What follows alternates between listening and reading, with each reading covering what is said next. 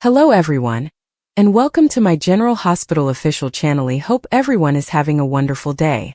Before we begin, please hit the subscribe button and give this video a thumbs up.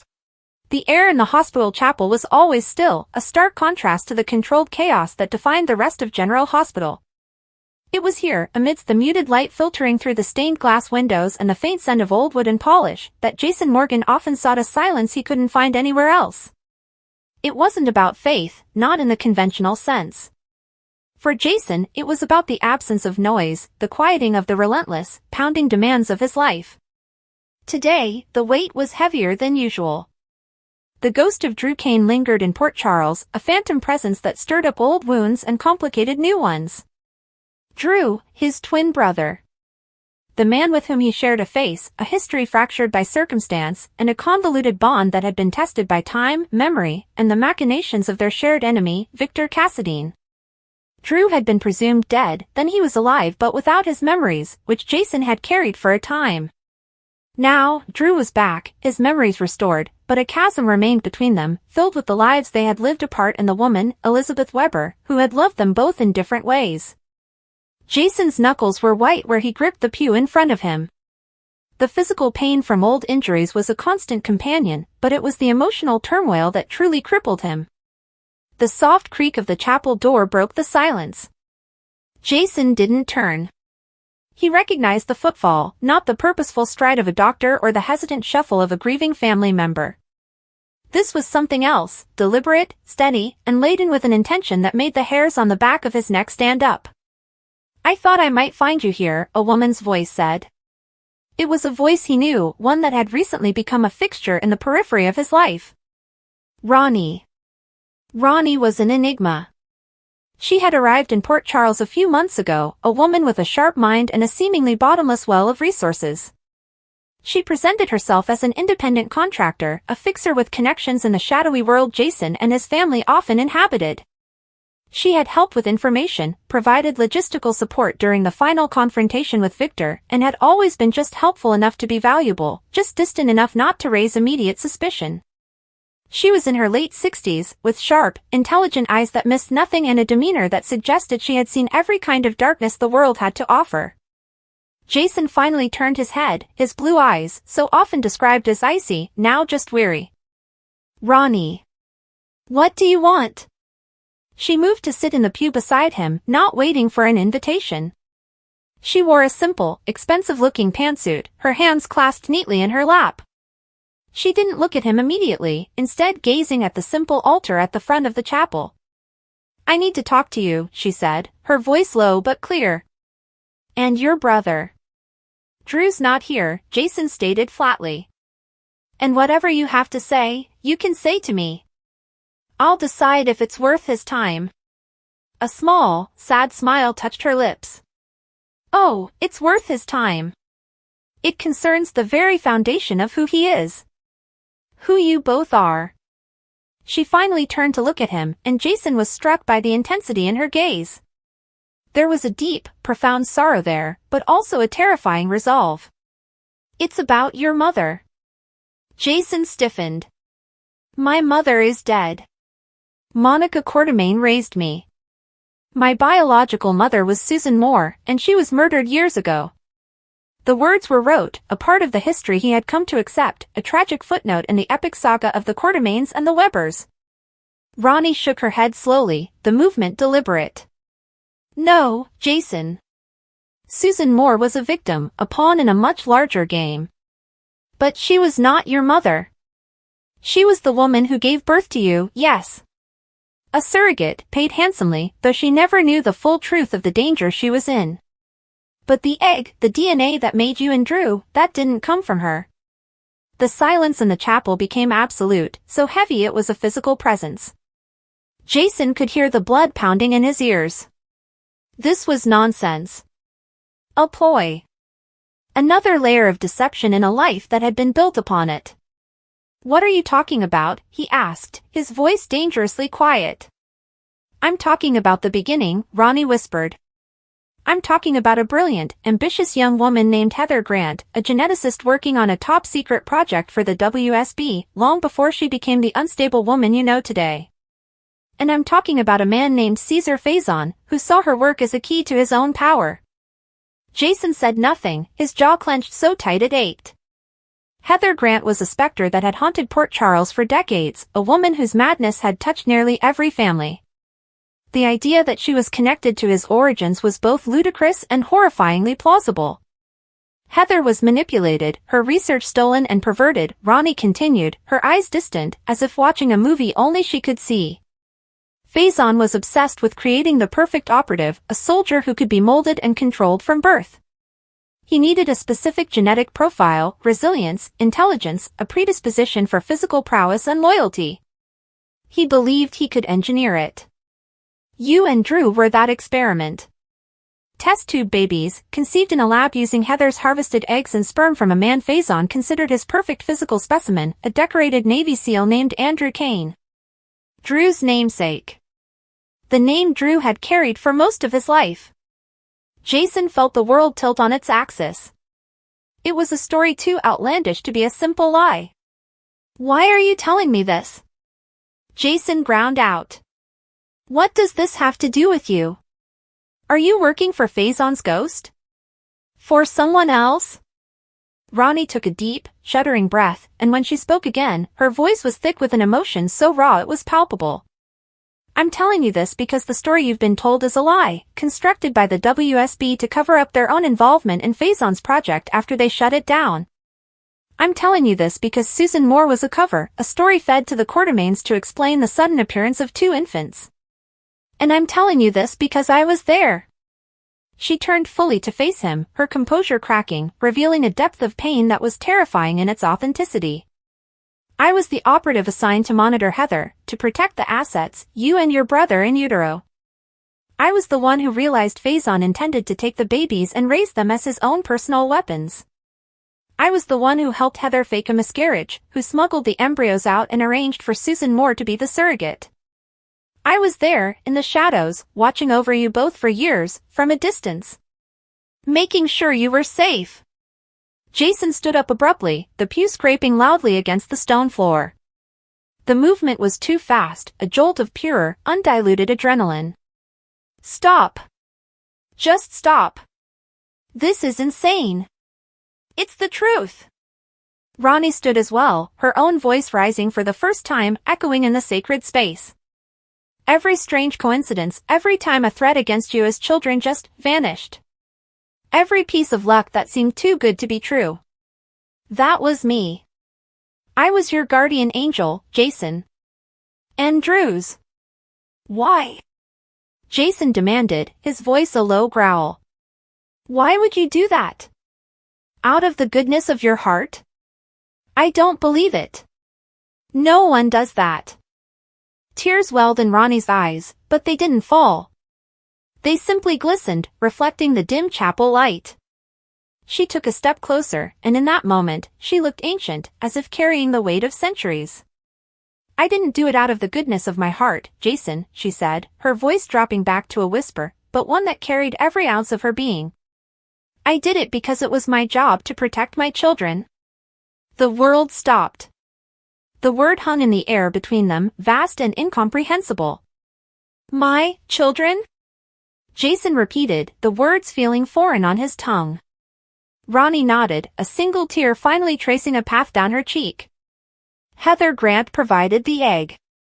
Andrew Kane provided the sperm. But the mitochondrial DNA, the very essence of your cellular life, that came from me. I was the mitochondrial donor. A procedure that was experimental, dangerous, and highly illegal. Faison believed it would enhance cellular regeneration, longevity. But in the eyes of biology, in the most fundamental way possible. I am your biological mother. The floor seemed to drop out from under Jason. He stumbled back a step, his hand shooting out to brace himself against the pew. He felt as if he'd been sucker punched, all the air forced from his lungs. Mother. The word echoed, colliding with every memory he had of Monica, of the distant, tragic figure of Susan Moore, of the absence that had always been a quiet, empty space in his soul. This woman, this stranger, this operative, this fixer, was claiming to fill that void with a truth so monstrous it defied belief. You're lying, he choked out, but the conviction was gone from his voice. It was a reflex, a last-ditch effort to hold on to the reality he knew. I have the records, Ronnie said, her voice steady now, resigned to the cataclysm she had unleashed. Genetic tests I had run, covertly, over the years. Blood from a bandage you discarded, a glass Drew left at a bar. I have the original project files, stolen from Faison's vault before he could destroy them. I can prove it. To you, and to Drew. Jason could only stare at her, his mind reeling, trying to process the implications. This changed everything. His entire identity, his understanding of his past, his connection to Drew, his place in the world, it was all built on a foundation of sand that was now washing away. He thought of Monica, the woman who had fought so hard for him, who had loved him despite his rejection of the Quartermain name, who had been a constant, if sometimes complicated, source of maternal love. What would this do to her? And Drew. God, Drew. After everything he had been through, the kidnapping, the brainwashing, the memory loss, the struggle to find out who he truly was, this would be the ultimate betrayal. To learn that the very core of his existence was a lie, an experiment. You should have kept this to yourself, Jason said, his voice hollow. Some secrets are meant to stay buried. I tried. Ronnie's composure broke completely, and the tears fell freely now. For 45 years, I have carried this secret. I watched you from the shadows. I saw you become a man, fall in love, have a son. I saw you get shot and fall off that pier. I grieved for you, Jason, as a mother grieves for her son. And when I learned you were alive, it was a miracle. I saw Drew, thinking he was you, living your life, and it was a torture I cannot describe. I have loved you both every single day of your lives, in silence, in shadows, because I believed it was the only way to keep you safe. But I'm tired. I'm old. And I can't live the rest of my life as a ghost in my own children's story. The raw pain in her voice was undeniable. It was the sound of a soul stripped bare. Jason, a man who had built his life on suppressing emotion, felt something crack open inside him. It wasn't acceptance, not yet. It was a terrifying, yawning chasm of confusion and a strange, unwelcome pang of pity. Drew needs to hear this, Jason said finally, his tone devoid of all emotion. It was the only thing he could grasp onto, procedure, action. He needs to be here.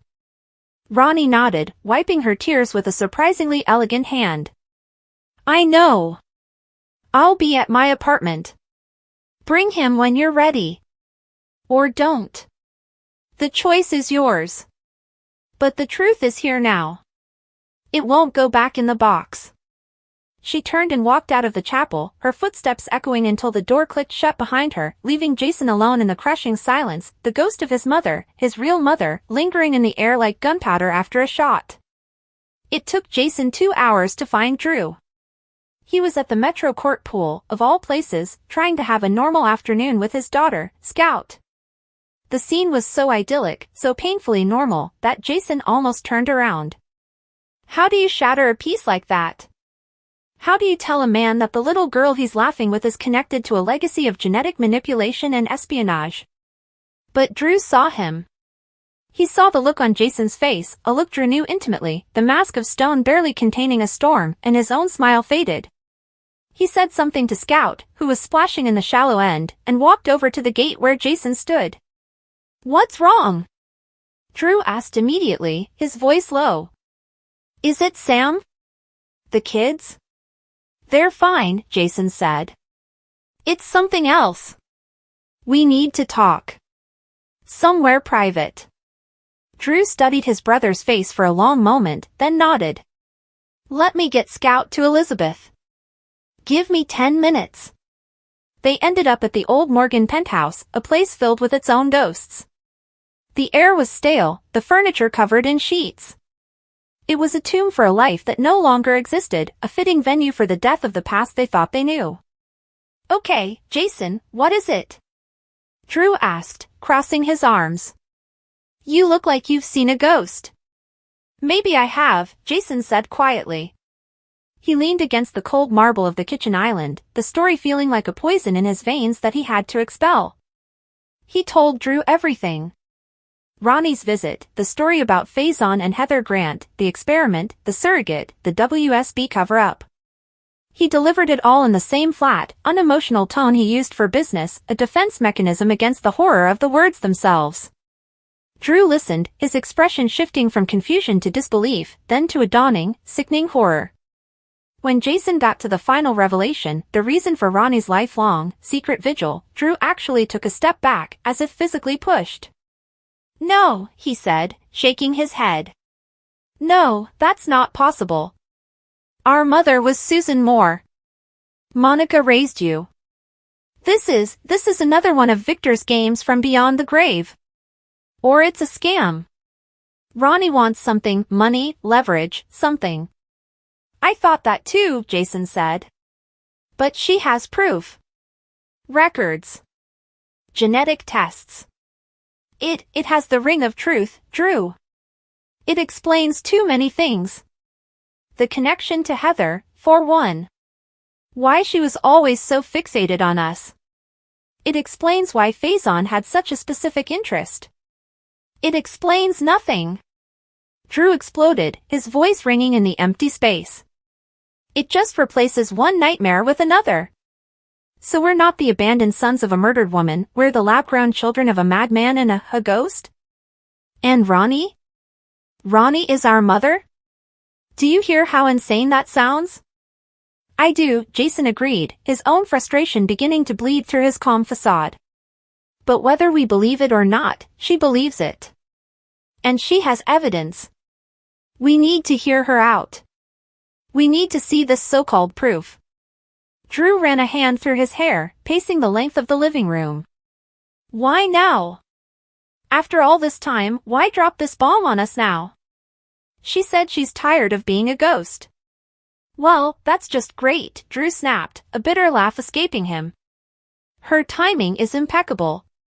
Just when I think my life is finally getting some semblance of normalcy, just when I'm building a real relationship with my daughter, I find out I'm a science experiment and my mother is a secret agent who's been stalking me my whole life." Fantastic. The anger was a shield, and Jason understood it perfectly. It was easier to be angry than to be devastated. "We go together," Jason said. "We hear what she has to say. We look at the evidence. And then we decide what to do with it." Drew stopped pacing, his shoulders slumping in defeat. He looked at Jason, and for a moment, they were just two little boys lost in a forest of lies, the way they must have been all those years ago before their paths diverged. "Okay," Drew said, his voice heavy. "Okay. Let's go meet our mother." Ronnie's apartment was in a sleek, modern building that offered anonymity and security. She answered the door immediately, as if she had been standing on the other side, waiting. She had changed out of her pantsuit into more casual clothes, but she looked no less formidable. The evidence of her earlier tears was gone, replaced by a grim determination. She ushered them inside. The apartment was tastefully decorated but impersonal, like a high-end hotel suite. There were no family photos, no personal knickknacks.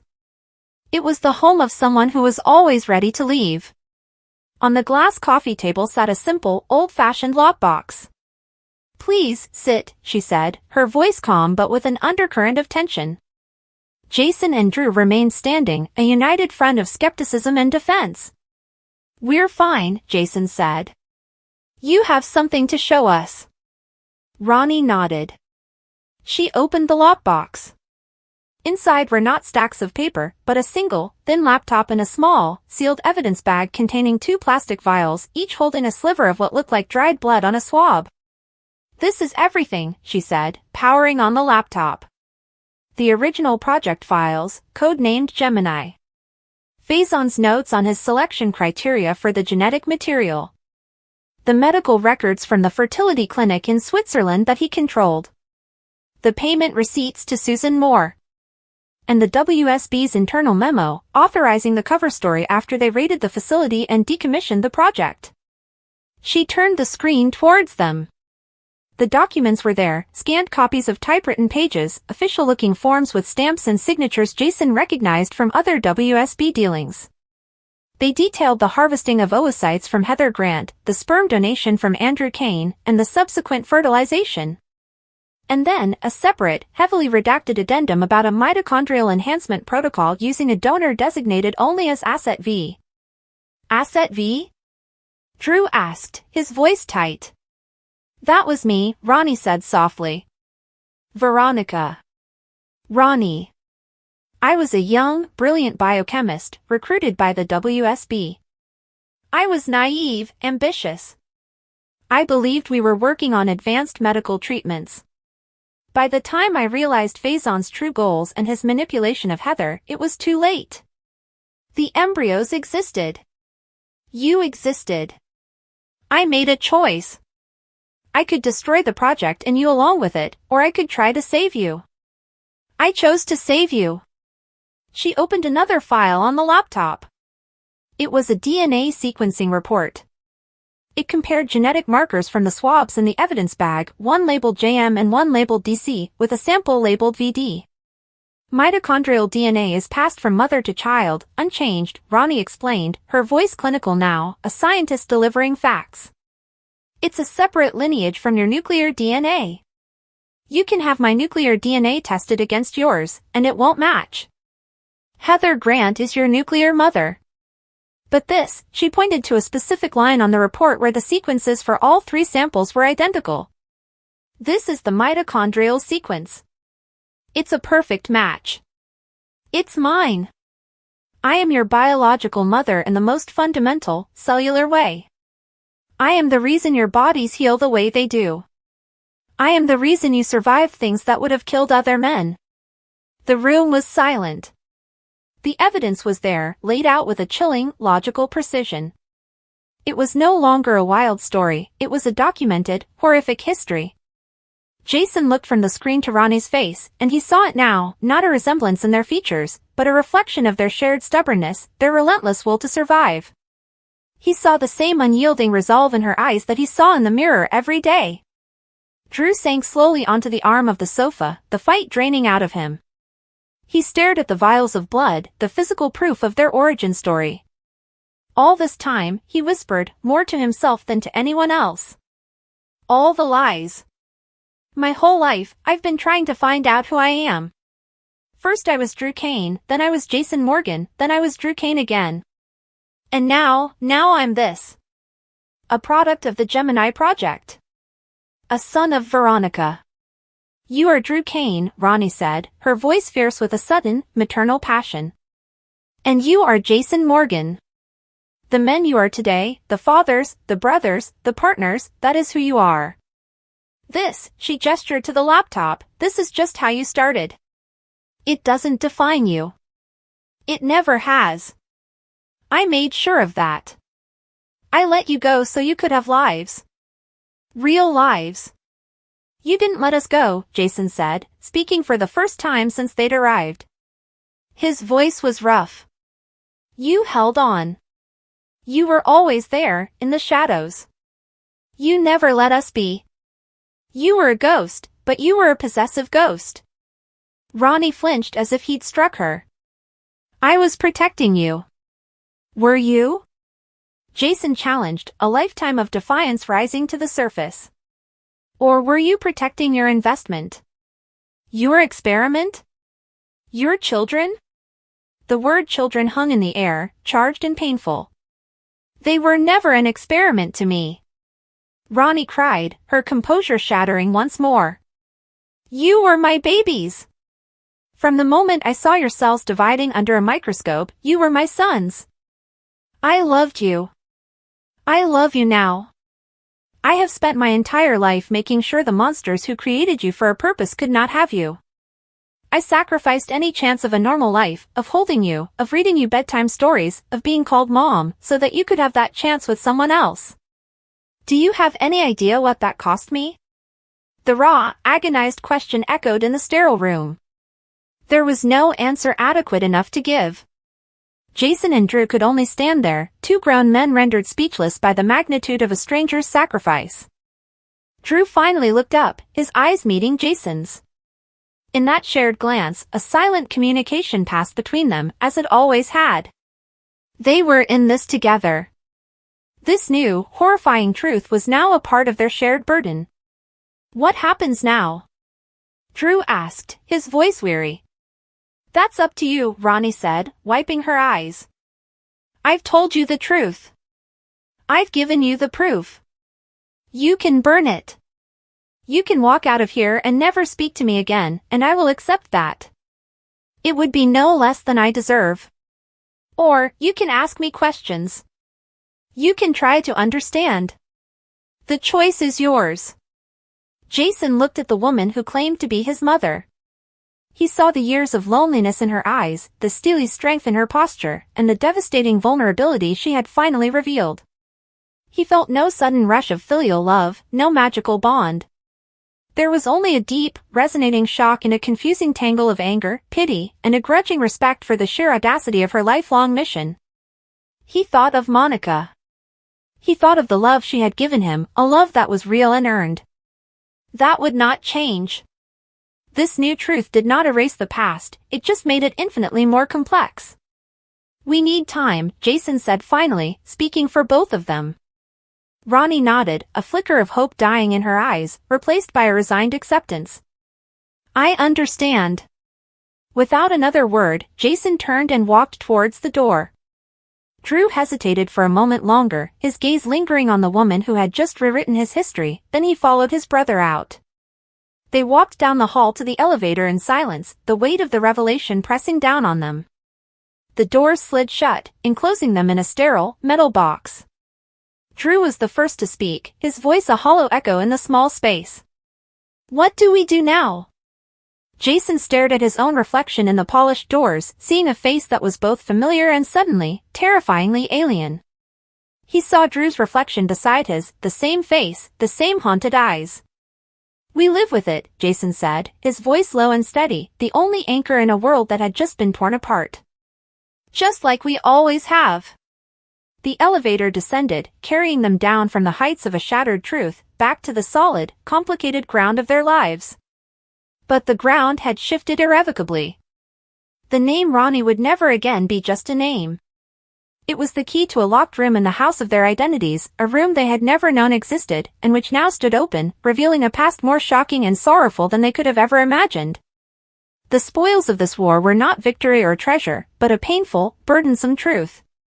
And the battle to reconcile it with the men they had become had only just begun.